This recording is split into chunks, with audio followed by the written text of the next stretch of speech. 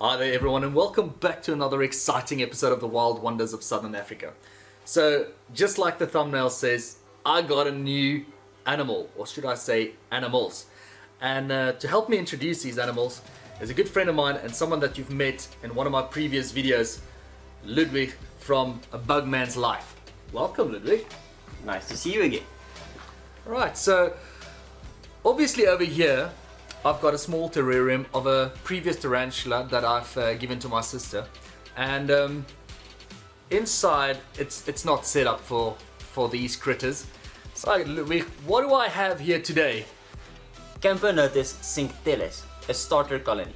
She's got about, I'll say about 7-8 workers at this point, and this queen will do very well and start a nice colony over the next few years. Oh, that is fantastic. Now, every queen lays specific eggs, if I can understand it correctly, right? So she lays eggs and these eggs hatch, and the pupa then become either workers or soldiers, and you call the first lot minor workers and you call the second batch or lot the full workers, right? Yeah, or the major workers. Minor and major, obviously.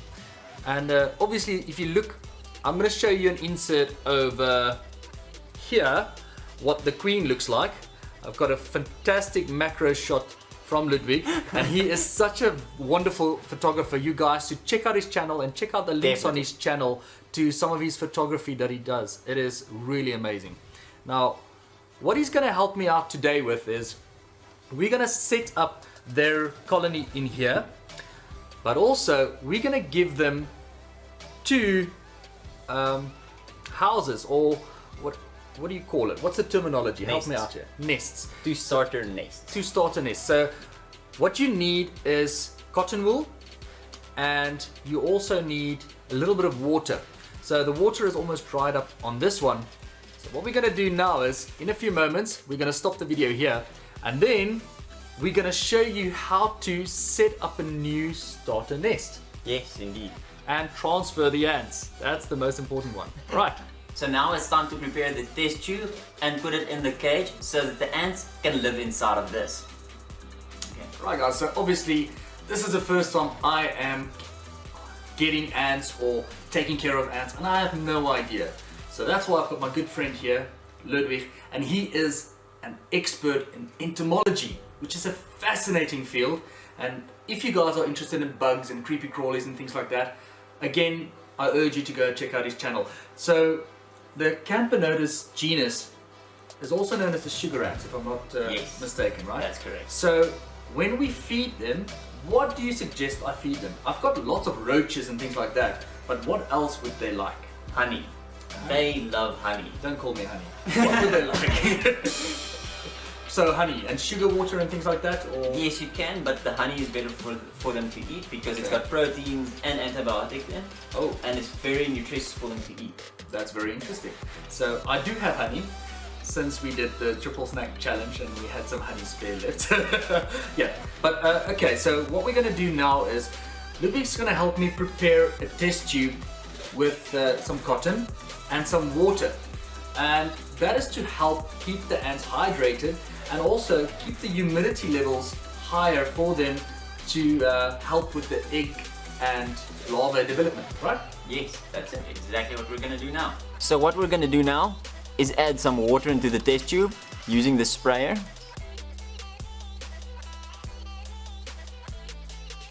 About to halfway in the test tube, exactly like there. Then we're going to take our piece of cotton. We've only got these interesting cotton pads that we're going to use. So then you roll it up like this, and then you hope it fits into the test tube. If it doesn't fit, use a bit of force. If it doesn't want to go in, you're not using enough yet. Then you just press it down, but this you have to do quickly, otherwise there will be a bubble behind the cotton, and then the water won't continuously go through the cotton and supply the ants with water. It might dry out, and then the ants could die due to desiccation. Just press it down nice and fast until it's completely in, and then you just make sure that there's a bit of water on the other side to ensure that the water's gone through the cotton completely, like there. And that is how you set up the test tube for the ants.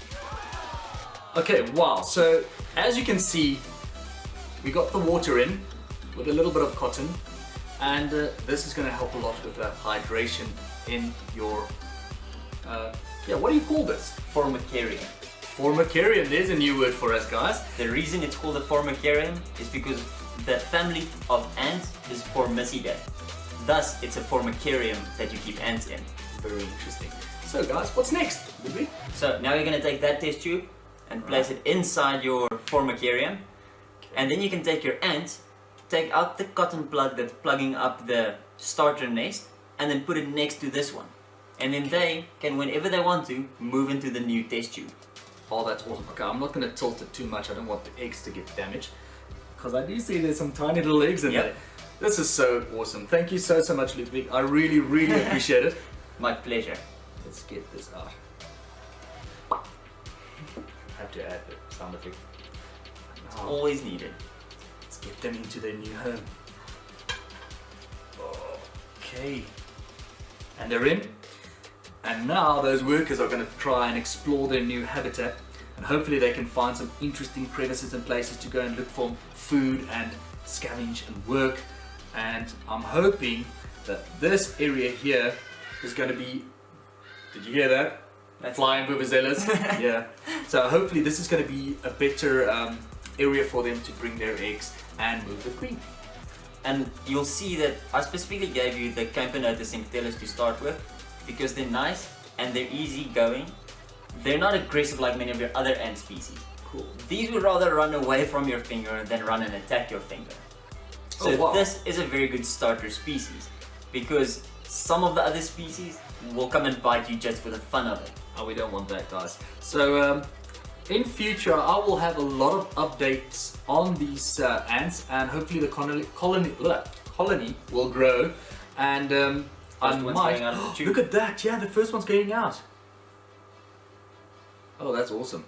So I might get a new formicarium in the near future, but more about that in a later video. Alright guys, so obviously I'm new to this hobby, and if you have any tips or hints for me, please leave them down below in the comment section. Give this video a big thumbs up if you liked it, and remember to subscribe to Ludwig, A BugMan's Life. He's got such cool content, and he's got a lot of similar videos than what I have, but he goes into detail.